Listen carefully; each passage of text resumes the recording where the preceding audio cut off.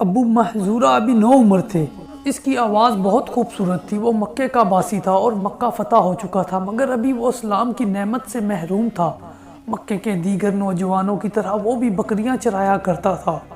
ایک دن اپنے دوستوں کے ساتھ بکریاں چراتا ہوا ایک وادی سے گزر رہا تھا۔ ادھر اللہ کے رسول صلی اللہ علیہ وسلم بھی کسی جنگ میں شرکت کے لیے وہاں سے گزر رہے تھے۔ ایک وادی میں پڑاؤ ڈالا گیا، ظہر کی نماز کا وقت ہوا جاتا تھا۔ حضرت بلال رضی اللہ تعالی عنہ کھڑے ہوئے اور بلند آواز میں اذان دینا شروع کی۔ حضرت بلال رضی اللہ تعالی عنہ کی بلند آواز دوسری وادی میں بکریاں چراتے ہوئے ابو مخزورہ نے سن لی۔ اس نے دل لگی کے طور پر اس کی نقل اتارنا شروع کر دی۔ اس کے بعد اس کے دوسرے ساتھی خاموش اس کی آواز سن رہے تھے۔ بلال اذان دیتے رہے اور ابو مخزورہ اس کی نقل اتارتے رہے۔ انداز میں تمسخر تھا مگر آواز غضب کی تھی۔ پھر ابو مخزورہ کی قسمت جاگ اٹھی۔ اس کی خوبصورت آواز کو سرور کائنات نے سماعت فرمایا۔ آواز اچھی لگی۔ اذان ختم ہوئی تو حضرت علی اور حضرت زبیر رضی اللہ تعالی عنہ کو حکم دیا اس اذان دینے والوں کو لے آئیں۔ وہ پہاڑ کے پیچھے گئے نوجوانوں کو پکڑا اور انہیں رسول اللہ صلی اللہ علیہ وسلم کے پاس لے کر آئے۔ آپ صلی اللہ علیہ وسلم نے پوچھا، تم میں سے ابھی اذان کس نے دی؟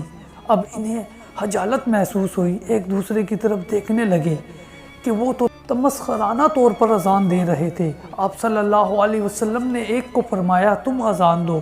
اس نے اذان کہنا شروع کی تو اس کی آواز خوبصورت نہ تھی۔ اب دوسرے کو اشارہ ہوا، اس کی بھی آواز خوبصورت نہ تھی۔ اب ابو مخزورہ کو اشارہ ہوا کہ اس کی آواز دلوں میں اترنے والی تھی۔ ارشاد ہوا، تم نے ابھی اذان دی ہے؟ کہنے لگا، ہاں۔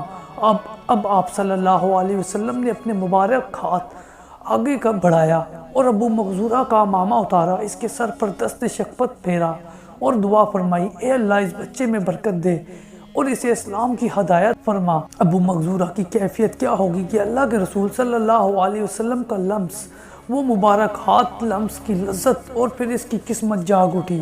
اس نے کہا، اشہد ان لا الہ الا اللہ واشہد ان محمد الرسول اللہ۔ اب آپ صلی اللہ علیہ وسلم نے ابو مخزورہ کو مزید بشارت دی اور وظیفہ مقرر فرما دیا، چاہو تم مکہ والوں کے مؤذن مقرر کیے جاتے ہو، اب تم اہل مکہ کے مؤذن ہو۔